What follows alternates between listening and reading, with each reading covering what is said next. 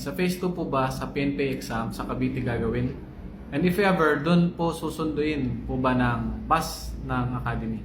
Last time sa pagkakalam ko, ginanap yung phase 2 sa Camp Crame sa Quezon City, Manila or sa headquarters ng Philippine National Police. And based sa experience ko, minsan nagpo-provide sila ng matutulugan ng mga ibang applicants at minsan hindi. And kanya-kanya yung pagpunta doon at kanya-kanya din gastos sa pagkain and transportation. In short, medyo mapapagastos kayo, lalong-lalo nga kung malayo kayo.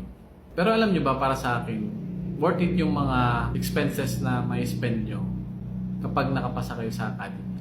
Isipin nyo, pag nakapasa kayo, magkakaroon kayo ng scholarship program with training allowance. And then pagka-graduate mo, automatically, di mo na kailangan mag-apply, magkakaroon ka na ng trabaho. And ang rango mo ay lieutenant.